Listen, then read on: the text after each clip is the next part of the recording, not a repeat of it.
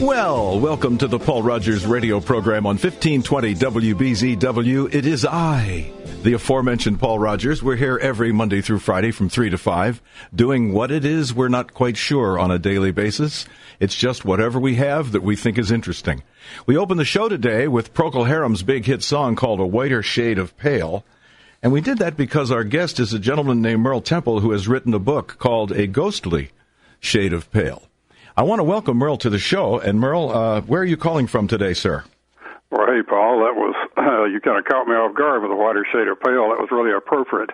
Thank you. Yeah, I'm calling from Tupelo, the home of Elvis, where it is a rainy day here. And it's a rainy day in Orlando as well, sir. You have certainly a very, very, what I would call significant and important resume. And I do want to talk about your book, but I want to talk about you first. This is just, you've had a fascinating career. I just know you have. You're a native of Tupelo, correct? Yes, I am, and you're right. I've lived probably 3 or 4 lives in one. But you look so young.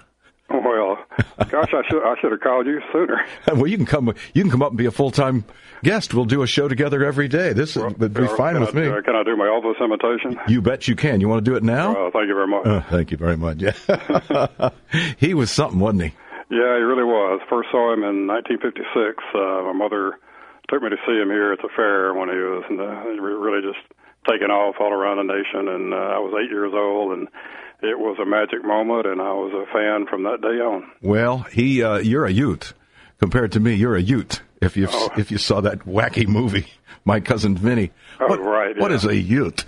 But yeah, Elvis appeared out of the blue at the crossroads between the big band swing era was going out, and Here Comes Rock and Roll. And so I was in high school when the first Elvis records came around.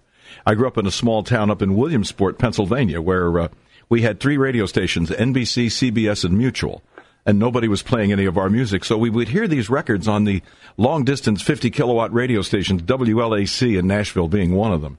Right. And suddenly these rock and roll records began to appear, and then the next day at school, did you hear that new record? What about this guy, this Elvis Presley guy? But, of course, he never came north. He never appeared in those early days. Right. Well, I grew up on those stations, too, WLAC and... Randy's Record Shop. Yeah, and the big Cincinnati... WOWO in Fort Wayne. No, that was in Fort Wayne. No, it was WCKY. Yeah, and WCKY, all those great stations back in the day when DJs were still DJs. Yeah, it was kind of wild and crazy. You are a graduate of Ole Miss, and that's a wonderful school. I've been a Southeast Conference football fan, knowledgeable a little bit all my life. Of course, I'm growing up in Pennsylvania. I'm a Penn State guy, too, but I love college football.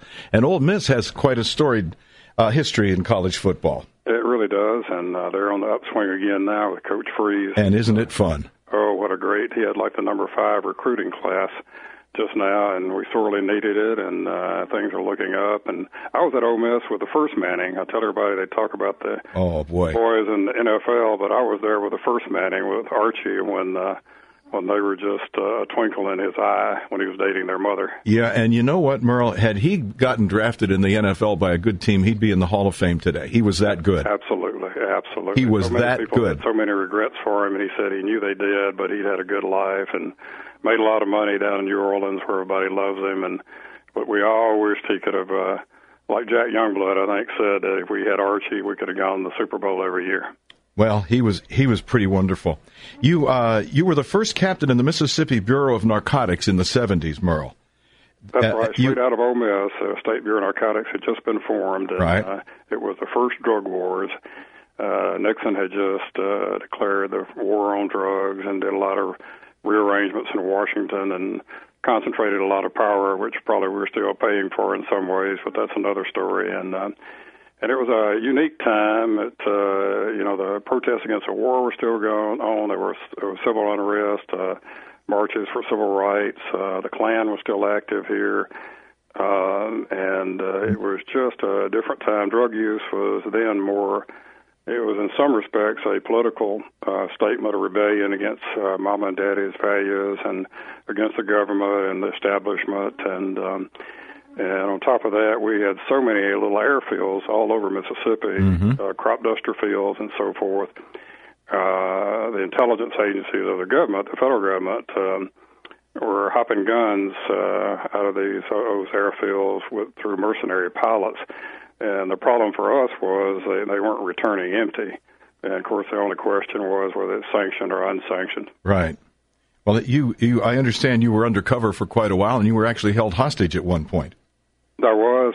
In the early days, there weren't very many of us, and I was working solo in South Mississippi, and some guys showed up early to do a heroin deal, and wound up out in the little swampy area about midnight in the creepiest place you can imagine, straight out of Hollywood casting. And wow. When I walked into the house, they shoved a shotgun in my stomach and a pistol to my forehead, and they had decided that why sell me their drugs, they would just kill me and take my money and come out way ahead. And it was a long, tense time. They sat there and debated on where to dump my body after they'd kill me. And they actually, one of the guys who held the shotgun on me actually ate the old double-edged Gillette razor blades, which some of your listeners won't remember, but chewed them in two, swallowed them. Blood gushed and bubbled up the corner of his mouth and ran down on his throat. And he stuck his finger in the back of his throat and asked me if I'd like some. And told me I believe I didn't care for any. And but it was then that I thought maybe I wasn't going to get out. But then he ate fire to kind of cauterize the wounds and just to further intimidate me, which he'd already passed that threshold. Yes, I'm sure. And so a lot of prayers went up, and I began to talk to him about how it was bad business, that we could do business together, and so forth and so on. And I had an opportunity later, actually, to get to my weapon, which had been hidden, and actually kill him. But I had decided I had talked him out of it, and I didn't. And so it all worked out, and so later on, as an investigator, too, I was lured out by two contract killers out of Memphis after we had hit an organized crime stronghold, and they lured me out on the pretense of giving me information. And we just had a Mexican standoff, I guess you could call it, in the old days. My hand on my gun, and just told them to get on with it, and sort of survived that, and then a tragic day in '76. When I had been promoted, we were ambushed near Columbus, Mississippi, doing a heroin deal, and long story, but we didn't know that they had a sniper sitting up on a railroad trestle. And actually, anyone who wants to can go to my website, merletemple.com, and there's a slide show of pictures there. Some are just pictures representing things in the novel, and some are real. And the picture, when you see a little view through some pine needles and boughs looking toward a ridge and a 70s vintage car parked there, that was the actual view the sniper had. That picture is real. Oh, my. Merletemple.com, MERLETEMPLE.com. Yes, I don't want our listeners to go there right now, but I want them to write it down and go there immediately after the show today, because there's so much great stuff there. Merle, you've received many, many awards, including, and you also served as Mississippi's criminal justice chairman for President Reagan. You taught criminal justice and sociology at Augusta State. Was that in Georgia? That's in Georgia. Did you live in Augusta for a while? A long time. And how long? When would that have been? The late 80s through... for about 15 years after that. Did you ever happen to listen to a radio station called Sunny 105? Oh, all the time, yeah. That was my favorite oldies on there. That was my station. Is that right? Yes, sir. We bought it and changed the format and hung the antenna up on Channel 26's television tower over on the other side of the Savannah River. Well, did you know Harley Drew? Oh, I know Harley very well. Oh, gosh, I went on a cruise to Alaska with Harley. Oh. He was our host. Is that right? That's right. I love Harley. Handsome Harley Drew. What year would that have been? Sometime in the 90s. I forget. Oh, in the 90s, yeah. Well, we lived in Aiken for 15 years, from the early 80s until the middle 90s. Yeah, beautiful, beautiful area. Oh, we loved it. And I see also, and I want to talk about that a little bit, because I see that you also managed the biggest political upset in 50 years as a campaign manager. Would that have been the election of Congressman Charlie Norwood? Well, I didn't actually manage Charlie's campaign, but I did break with my company who supported the incumbent. Yes. And which shocked everybody. And they called me from Atlanta and said, "You can't mean you think the incumbent's going to lose?" And I said, "Well, it's not a matter if he's going to lose, just by how much." Did you ever happen to meet a fellow named Pat Sheehan? Pat was the name, yeah. Pat was a dentist. He was a very good friend of Dr. Norwood.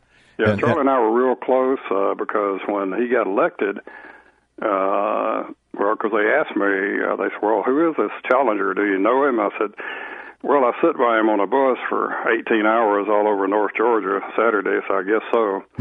And so when the corporation had bet all their money on the incumbent, which corporations tend to do, and he lost, then the only access they had was through me.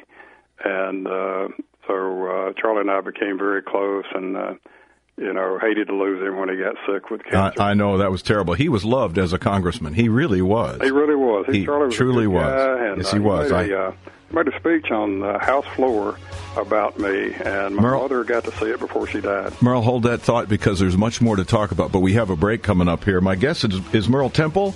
Merle is the author of a book called A Ghostly Shade of Pale, which we are going to get around to talking about, because I'm all very interested in that, but this is a fascinating gentleman with an immense resume. We'll be back on the Paul Rogers radio program. It's the Paul Rogers Show on 1520 WBZW. Today's April the 4th, and on this day in 1964, the Billboard singles charts. Remember them? The top 40, top 100. You've seen those charts, right, Nick? Of course. Nicholas Cicero's my producer. And I know Merle knows what I'm talking about because he grew up in the same era that I did. Anyway, on this day in 1964, the top 5 records in the country were all by the Beatles. Please Please Me was 5. I Want to Hold Your Hand was 4. She Loves You, that song was 3. Twist and Shout was 2, and You Can't Buy Me Love was number 1. And here's what's cool about this. It's like Jack Nicklaus's record in the majors. He won 18 majors, but nobody ever says he's finished second 19 times. Mm-hmm. See? So not only were the top 5 records by the Beatles, there were 9 other singles scattered throughout the top 40. Wow. Yeah, all by the Beatles. It was huge. It was absolutely huge. I want to welcome back Merle Temple, my guest today. Merle, welcome back, sir. Thanks, Paul. I saw the Beatles live at RFK Stadium in Washington in 1966. You did not. I've seen so many of the greats in concert. Really, I love music. Well, I was working on the radio at that time in Baltimore, on the number 1 station in Baltimore, WCAO, and we introduced the Beatles at the Baltimore Civic Center, but I wasn't there. Oh. I was the morning guy. And Ford Motor Company had come out with an advertising idea. They gathered about 50 morning men from the top stations, it happened to be one of ours, all over the country, flew us to Detroit so that we could test drive the new Ford LTD. And they did that so that we could go back to our radio stations, and the Ford Motor Company would make a commercial buy on the stations, but we would do the commercials live in Morning Drive for the LTD. In return for that, they gave me a car free for a year. So I said, Beatles, no. Free car for a year, yes. Good choice. And I well, today, I wish I'd have been there. But we did introduce the Dave Clark 5 in Chicago and the Beach Boys and did all that stuff. And wasn't it fun? Yeah, I saw the Dave Clark 5 in Birmingham at the Shower Stars, WVOK. You did like the music, didn't you? Oh, I love the music. Got a million song lyrics in my head. Can't think of my name most days, but I can sing a song lyric I hadn't heard in 40 years. You and I are kindred souls. I mean, isn't it something how the lyrics to songs just stay with you? It really is, and I scatter those all throughout A Ghostly Shade of Pale. I can't wait to read your book, and hopefully you'll send me a copy because we're going to talk about it on the show. And then I know you have another one coming out, and we're going to have you come back. I'm not wrapping up today, by the way, but as long as you'll stay with me anyway.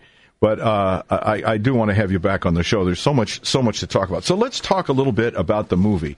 It's a fictionalized telling of your experiences in the first drug wars in the early 1970s, correct? That's right. How does the book develop? Let's just give us a kind of a précis, a 20 or 30-second, a minute. Take 2. Well, Jim Clemente at Criminal Minds, a TV show, who's endorsed the book and gave us a great quote and has opened so many doors for us, and who is now pitching it in Hollywood for a movie, said it was a big crime story as literature. And he said it's big, complex, but beautifully sinister, to quote Jim, who wrote the episode of Criminal Minds that appeared last night, by the way, on TV. Yeah. And so... A ghostly shade of pale. Right, a ghostly shade of pale, and the villain, so to speak, in the book is a person who is quite an evil figure, and he suffers from albinism, so he is a ghostly white, or a ghostly shade of pale. And I think, being the old music buff that I am, when I was searching for that, I think I was definitely influenced by a whiter shade of pale. That's why it was so appropriate for you to play that as the opening song. Are you familiar with a song called "The Ride"? Oh, sure am. By David Allan Coe. Sure am. When a fella pulls up in a ghost white Cadillac. Yeah, says, "Oh man, that's a great song." Yeah, I love all those kind of things like that. Me too. Well, anyway, here's your book. Right, and so it takes Michael Parker straight when he leaves Ole Miss, and he's been to Washington right out of high school, working for the FBI as a fingerprint technician. He comes home, goes to Ole Miss. He loses his love he's found there, and he casts himself into the work of this new agency that takes him in, and it's really a world he's really not prepared for. And it's such a rich time, and so many conflicts, so many divergent elements, all kind of converging at one time. And so it's a lot of the things that he's believed in, he sees, changing. Some things he thought were true, he finds out were lies. And and it's pretty much a one-man search for himself and one-man search for God. And it has so many different threads in the book. There's geopolitical elements to it. There's love found and love lost. There's definitely a lot of strife and conflict, and some people that he works with and that he cares for deeply are lost in this so-called war. Some are killed, and some just lose their moral center when they get thrust into a subculture. They're asked to infiltrate, and which they were totally unprepared to do by their upbringing or by the courses that they took in college. You have just described a book that I will absolutely love. I think you will. I will. And by the way, if you're going to make a movie out of this, I want to ask if you I want a cameo in the movie. Oh, absolutely. I can be a guard, standing in a building someplace, and somebody walks up and says, "Where's the men's room?" And I get to say, "It's down the hall." That's all I want. Just that. Well, I think you might could be the limo driver for Elvis. Elvis actually makes an appearance in the book, and there's many references to him. It's hard to write a novel about that period from Tupelo to Memphis and not have Elvis in it. No, you got to have it. Yeah, Elvis fan. You have to have me too. You have to have Elvis, and I'm a member of AFTRA, so that gets me stared there. So I'm ready. I'm ready. It's down the hall. A lot of people are already asking for parts, and I said, "Well, a little premature." Put me on the list.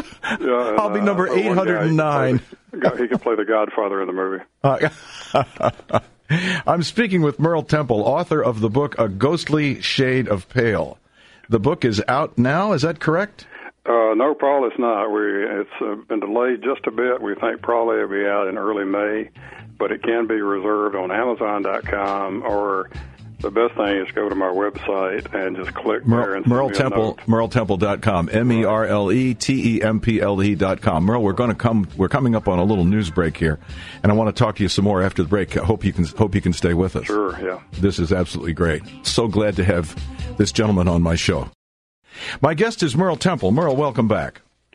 Thanks, Paul. I know you're not going to believe it, but I also saw Tony Bennett in concert. You did not? Yeah, great phraser. I mean, one of the masters at phrasing his vocals and everything, and really a nice man. Is there any you've missed? A few, yeah, I really have regrets for that I missed. But gosh, Soror Orbison, all the rockabillys, most of the big names in the 60s and everything. So, but there was a few here and there that I regret that I missed. And you mentioned the Beach Boys. I was underneath the Coliseum coming in to see some friends right before their concert in Oxford when I was in the bureau, and down in the tunnel all alone. Dennis Wilson came running down there. I don't know if he had to go to the bathroom or what, but he almost ran over me. And it was just shortly after that he was found dead. He was running away from Brian. Yeah, Brian might have been. Yeah, Who knew? Yeah. Did you see the movie Walk the Line?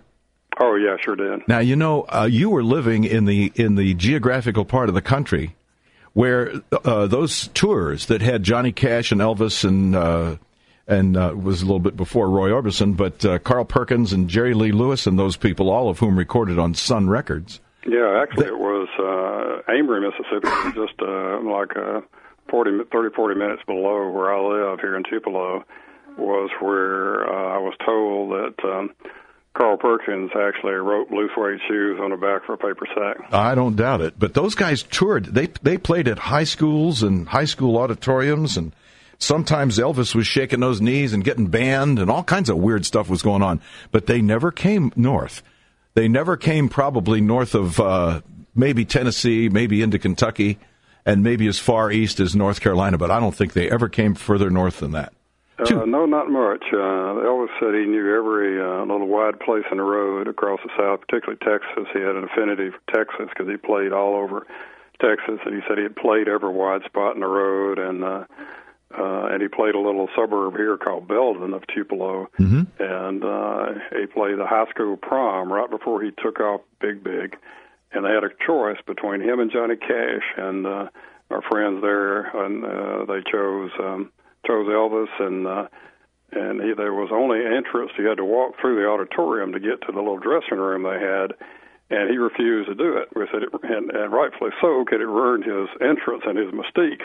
So they pulled him in through one of those windows that open out on the back and pulled him in through the back and everything. Just great stories we sit around and tell here. Well, and how far is Tupelo from Jackson? It's about 3 hours north. You go on the Natchez Trace is the best way to go. It's about 3.5 hours. I see. I used to have a station in Jackson, too. We bought a rocker there and turned it country, changed the call letters to WMSI, Miss 103, and this would have been in about 1981. Oh. And it's still the number one country station there. My friend Kenny Wyndham is the manager, and so it's been a lot of fun. I've enjoyed very much I'm a Pennsylvania boy, but I've enjoyed very much meeting and getting to know a lot of folks in the South. So the book is going to be released in about a month, you would say, right? I think so, yeah. We're going to kick off here. I have a local book signing in Tupelo at the first store that John Grisham went to when no one knew him. He showed up there with books in his trunk and walked in and said, "I'm John Grisham. Do you mind if I sit at the table and sell some books?" And he still comes back here because they took a chance on him and everything, and so we're not to say that we're in that league, but at all. But we're going to go to where he began, and then off to Barnes and Noble and do our book tour, and we'll start hitting some of the big Clear Channel radio stations, and I'm about to contact my old friend George Klein, if you know him. The famous DJ and best friend to Elvis at WHBQ out of Memphis. He's on Elvis Sirius Radio now. George is still going. He's in his mid-70s, but doing good. And he's a Ute. He's a mere Ute. And so I'm going to try to appear on the Bill Rock show, possibly on Elvis Sirius and on George's show. Will you be heading this way for a book signing? Absolutely, yeah. I love Orlando, and well, get in touch with me. I want to come and meet you, and I want to tell my listeners when the book signing is going to be. Oh, I'd love to. And I think I don't know. We exchanged a couple of emails, did we not? Sure did. Yeah. Good. You need to be sure you let me know. I want to meet you, and I want to let our listeners know when all this is happening. Merle Temple is my guest. I want to tell our listeners again. The name of his book is A Whiter... No, it's not. It's a ghostly shade. A ghostly shade of pale. And it's a crime novel based on a whole bunch of true stories linked together, which are basically Merle's life. Must be fascinating. Is this the first book you've ever attempted to write? It is, Paul. I've always loved to write. I wrote technical papers. From my bureau days, even in corporate America, I wrote technical papers, I wrote guest editorials, wrote many speeches for political candidates. But writing a novel is entirely a different thing. It's a tough thing to do, especially a big and complex novel like this is, with so many threads, so many timelines converging, and trying to make it all flow and be cogent, and make sure you didn't change the age or where different timelines all converge, and it was quite complex. It took me a long time to do it, but I learned so much out of that, and I'm continually trying to improve my ability to be a good writer. How long did it take you to write the novel, to complete the novel? I'd say off and on, probably it took me close to 2 years, and the sequel, called A Rented World, that I've begun now, it won't take that long because I've just learned so much the first time, the do's and the don'ts, and kind of have templates down, and I understand myself now better as a writer, and when to write, when not to write, and everything. So, but it was a great thing, and it's really cathartic to do it because someone asked me in an interview the other day if the book was a lot about me, and I said it is, and I said a lot of Southern Gothic writers, I'm told, examine their past and in their writings and their triumphs and their failures, and certainly I've done that too in this book, and I think a lot of people probably will find themselves in something they can identify with, even if they didn't come up in this era, because Michael is a cop philosopher in the way that maybe Philip Merle was in the old days, or Travis McGee, who I love from John D. McDonald, that whole series, and he comments or Kojak. Yeah, Kojak. Yeah. He always had something philosophical to say in his series. Telly Savalas was great in that role. Yeah, Who Loves You, Baby? Yeah, Who Loves You, Baby? And if you mess with me or my family, I'll scatter your brains from here to White Plains, he said in one of the episodes. Right. Whoa, man. But I saw an interview. I saw a Charlie Rose interview with an author. I don't remember who it was, but he said to this author, what's the single most difficult part about writing a book? And this author said, starting.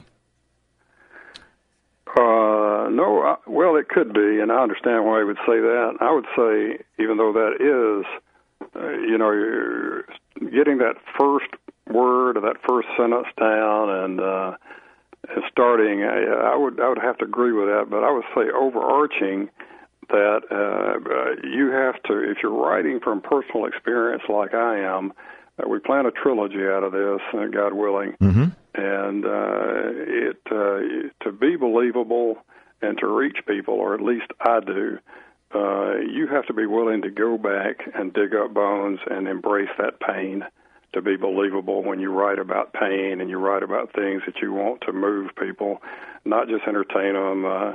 I turned down suggestions from people in the business who would come and say, well, you need neon in this book. And I'd say, how do you define neon? And then they showed me, and it was just 4-letter words. And I said, no, I reject that totally. I don't believe if you're a good writer, you have to do that and pander and lower things to the lowest common denominator. And so somebody even asked me if I could put vampires in it, and I said, no, I don't think so.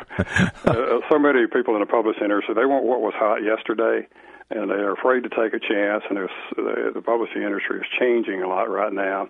The big houses have a lot of competition from Amazon and Apple and different people online and self-publishing, so they're reluctant to go away from tried and true formulas.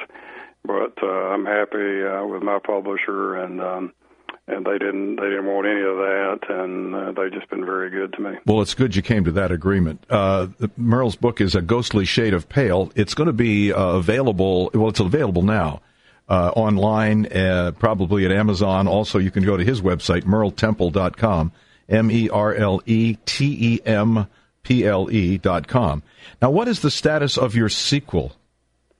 We're about 5 chapters into the sequel. I would have written more, but we've really been working on the marketing plan. We have a comprehensive marketing plan in the corporate world.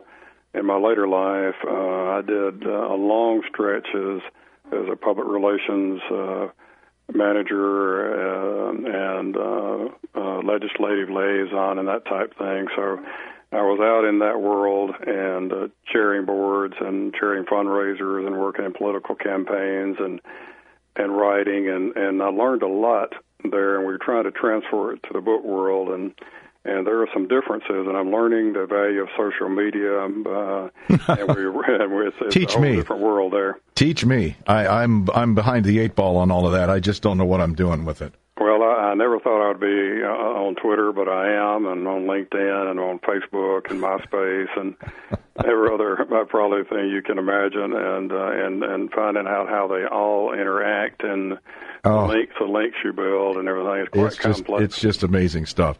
My guest is Merle Temple, a native of Tupelo, Mississippi, graduate of the University of Mississippi, and the first captain in the Mississippi Bureau of Narcotics in the 1970s. Merle was actually held hostage. He was involved in all kinds of drug busts and stuff like that, built a beautiful career, has written a book called A Ghostly Shade of Pale, and has been my guest until now on our show. And I hope, Merle, stick around. We got one little short segment after the break, and we'll talk a little bit more, maybe this time about early rock and roll music on The Paul Rogers Show.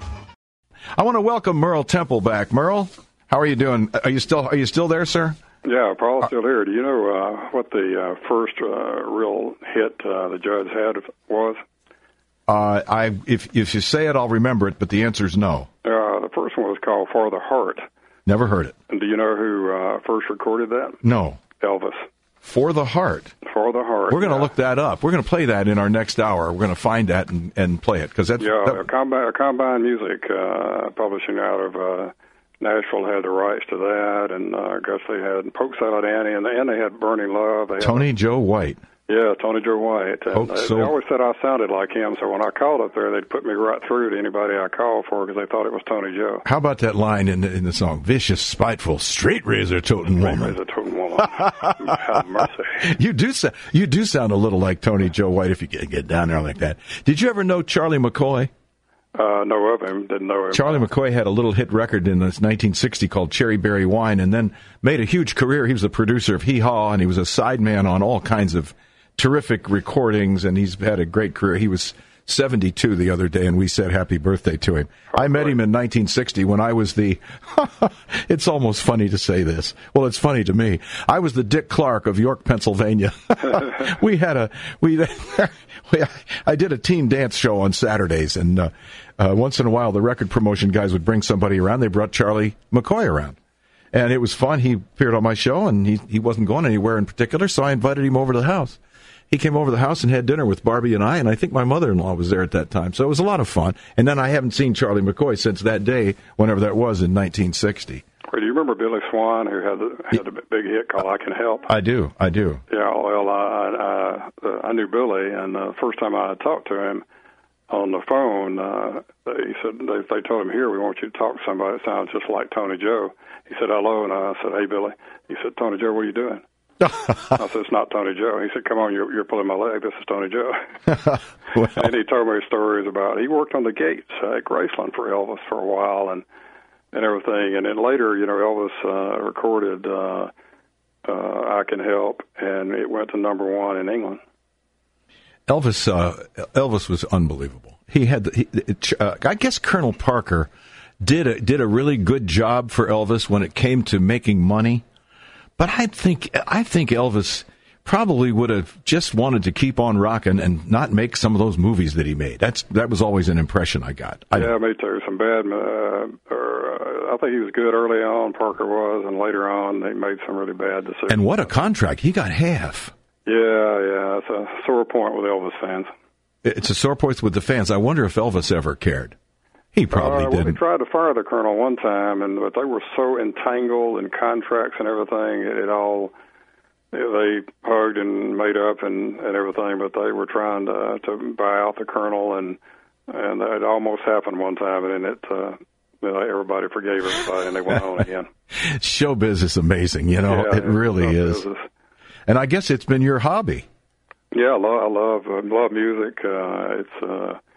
It's one of the gifts to mankind, I believe, and that's why we all hear a song and we immediately remember where we were. And when we heard that song, it means something to us. It reminds us of somebody, some place. Across all the boundaries. Yeah. It crosses all the boundaries. It's the greatest thing in the world. Yeah, and you can sit down with somebody who you totally disagree with on everything else. But if you like music and you start talking to them about it, you can sit there and talk forever, but you may not even like each or have anything in common. Merle, I want to thank you so much for being on my program today. This has been an absolute joy for me, and I deeply appreciate it. Oh, thanks so much, Paul. I encourage everybody to take a look at the website. I think they'll like it. We want them to do that. MErleTemple.com, MErleTemple.com. Merle is the author of a book called A Ghostly Shade of Pale. They're kicking it around. Maybe they're going to make a movie. The book will be absolutely out on the markets in a few weeks. You can find it currently on Amazon. Now, Merle, you got to promise me, if you're going to come for a book signing in anywhere in Central Florida, you let me know. Absolutely, Paul. I'll send you a book and inscribe it to you. And anybody who reserves it on MErleTemple.com, just tell me how you'd like it inscribed. And as soon as the book comes out, we'll ship it and autograph it to you wherever you may be. This is wonderful, Merle, and I look forward to meeting you. And we'll talk about old times over in Augusta, Georgia, Aiken, South Carolina. Yeah, thank you very much. We're TCB. Thank you very much. Yeah, I knew you were going to do that, you dog. Merle Temple has been my guest here on the Paul Rogers radio program. Merle, we'll see you next time. Okay, thanks, Paul. Yeah, my pleasure. Wow, what a neat man. I mean, just Nick, what do you think about all this? How about that? I'm glad you went into his early history when we first got him on the show, because that was fascinating. I thought that stuff only literally happened in movies. The stuff that he was talking about, the getting, taken as a hostage, and I don't even know what he was talking about. I don't about the guy eating razor blades. You'll have to. He's telling the truth. He put razor blades in his mouth and chewed just to make his mouth bleed so that he could spit blood on him. Wow. Okay. You want some of this? He says, "You want some of this?" He's going to stick his finger down his throat and throw up on him. Wacky world we live in. Well, I mean, in order to be a bozo, you have to be able to think like a bozo, and you and I can't. So we don't behave that way. It's just the way. Yeah. Well, anyway, and Merle, I hope he will come over, because, by golly, if he gets to spend any time over here, I'm going to have him in the studio. Then we'll really have some fun. That was great. I really, really enjoyed that. That's the one thing I like about doing this program. Very selfish. I get to learn so much. Please join us. Don't go away. We'll be back right after the news.